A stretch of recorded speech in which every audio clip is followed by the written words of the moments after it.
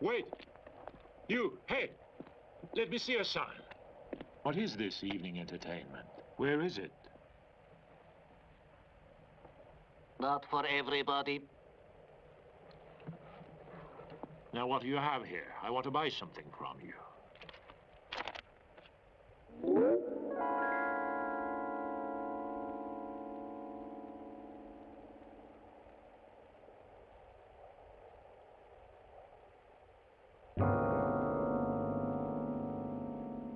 There once was a man called Harry, who went on 2 legs, wore clothes, and was a human being. Nevertheless, he really was a wolf of the steppes. In his childhood, he was wild and disobedient and disorderly, and those who brought him up declared a war of extinction against the beast in him. And precisely this had given him the idea that he really was a beast, with only a thin veneer of the human.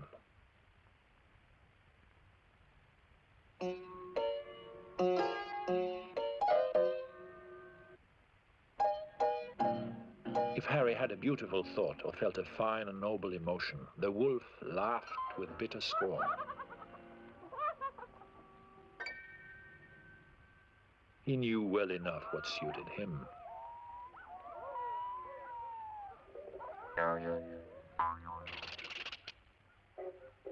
But when Harry behaved as a wolf, the human part of him lay in ambush, called him brute and beast, and spoiled all pleasure in his simple and healthy and wild wolf's being. It cannot be denied that he was generally very unhappy.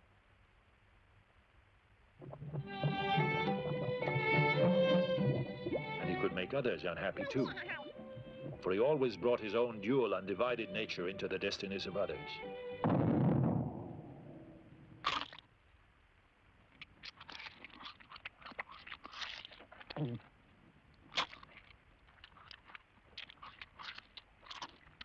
Nevertheless, he was secretly and persistently attracted to the bourgeois world, dressed respectably, had money in the bank, and supported poor relations.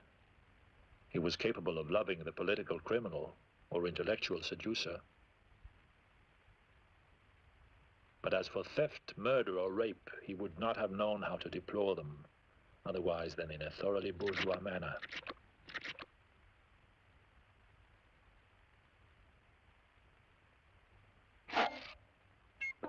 Now, what we call the bourgeois as a principle of human existence is nothing less than a search for balance. It is in the middle of the road that the bourgeois seeks to walk, always ready to compromise between right and wrong, good and evil. He will never surrender either to the martyrdom of the spirit or to the martyrdom of the flesh. The vital force of the bourgeoisie resides in its outsiders, artists and intellectuals like Harry, who develop far beyond the level possible to the bourgeois. Knowing the bliss of meditation no less than the gloomy joys of hatred and self-loathing, he is nevertheless captive to the bourgeoisie and cannot escape it, unless, if suffering has made his spirit tough and elastic enough, he finds a way of reconciliation and an escape into humor. The outsider has 2 souls, 2 beings, God and the devil in him. And these men, for whom life has no repose, live in their rare moments of happiness with such strength and indescribable beauty. The spray of their momentary ecstasy is flung so high over the wide sea of suffering that the light of it touches others with its enchantment. But only the strongest of them force their way through the atmosphere of the bourgeois world to reach the cosmic.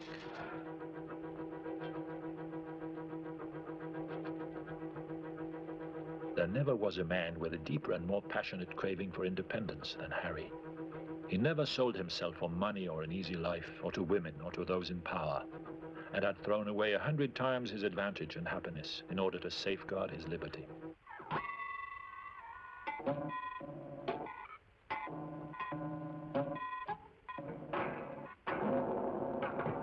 But in the midst of his freedom, Harry suddenly realized that his freedom was a death, and that he stood alone.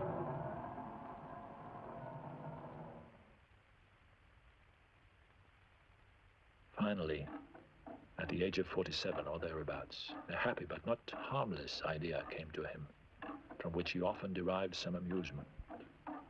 He appointed his 50th birthday as the day on which he might take leave of this world. Let happen to him what might, he could bear any suffering, saying to his pain, "Only wait 2 years, and I am your master."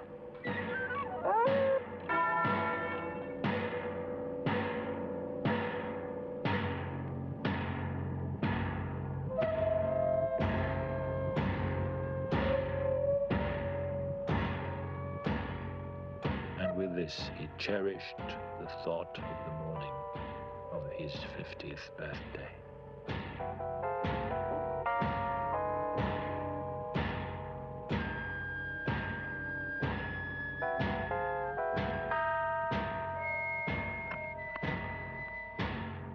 Suicide, unhappy Steppenwolf, will not serve your purpose. All this is well known to you. You are aware of the wisdom of the immortals. You are aware of the magic theater of the self, of that mirror in which you have such a bitter need to look, but from which you shrink in such deathly fear.